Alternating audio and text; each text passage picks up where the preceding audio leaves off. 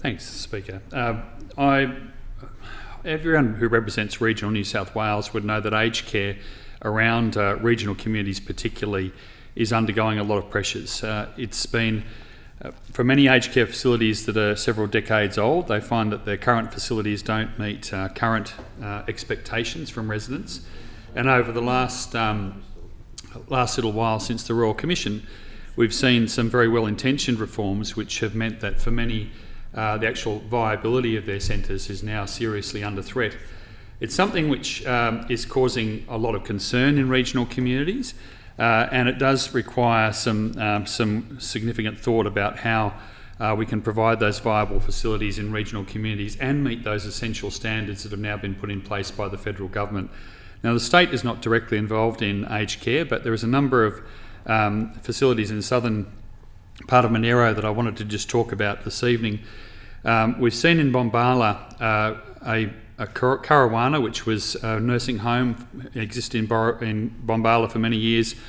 The provider closed it down a couple of years ago, meaning that all the residents had to go some as far as 300 kilometres away from their families to actually get the care. This was something which the community wasn't willing to accept, and they formed a community committee to try and reopen Caruana as an assisted living facility, so not as a high care facility, but a facility which would have utilised the federal government's home grants to actually fund the place and keep it operating.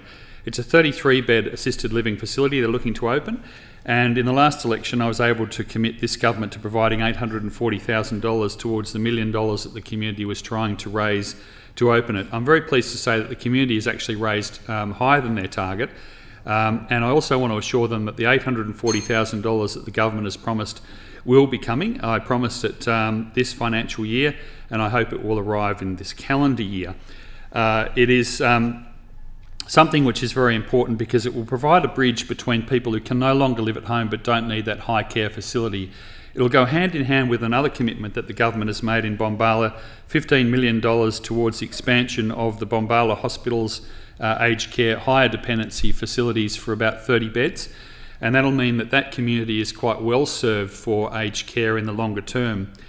In other parts of the area, we've seen the challenge of council-managed facilities, and the Snowy Monaro Council runs two facilities, Yalambee Lodge and Snowy River Hostel, and they've faced a very difficult decision about whether or not they should continue to be involved in something which they certainly don't see as their core business. They have taken some difficult decisions that in the longer term both those facilities will close and, or at least they'll pass out of council ownership. And that one of those will combine with the Sir William Hudson Nursing Home, which is being run by a group called Respect. That will hopefully get an upgrade which enables it to meet the modern standards. So for instance, at the moment most of the rooms there have shared bathroom facilities and those sort of things, and those and also it needs a much more modern facility for dementia patients, and it is something which is going to be a difficult task. And memory support facilities is what I understand the dementia facilities are called now. So that is a big project. There is some funding that was there provided to Yalambee, which will be rolled over. I've had a number of constituents who've contacted me concerned about the council's decision. I sympathise particularly with those who are worried about the Snowy River Hostel being closed in Berridale. There's obviously a limit to what the state government can do with this, so I'm trying to work positively with the council. I do support the council's decision in this process because I think it's important that we try and make sure that we have a viable facility which is capable of providing the modern care and the standards which we want to see, the nursing contact with patients and the number of minutes per day that people require. And this seems to be the only way we're going to be able to guarantee the viability of that facility in Cooma. I know that there is meetings going on about the Snowy River Hostel, and I'd probably encourage them to talk to the people at Caruana in Bombala about the actions that they took to see whether that's a viable option for Berridale as well. But it is a very challenging situation, aged care in regional New South Wales. It's one where people need to keep an open mind, unfortunately be willing to see change at times, but hopefully change that leads to better quality facilities and better quality care.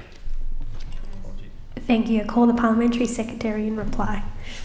Thank you, and I thank the member for Monaro, who is a true fighter of Monaro, and he's getting out there another display of how he is fighting for services in his community. When you're talking about aged care and you're talking about the services that his people need, he's being upfront, honest, and making all the representations that are required. That's what good local members do.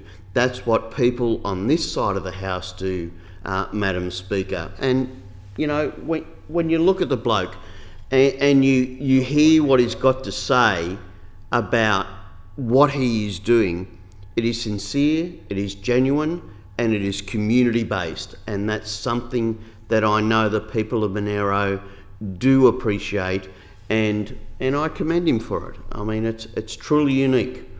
And I think when we hear what he's got to say, we know that it is going to see the preferred outcome. Thank you. I call the member for Hawkesbury.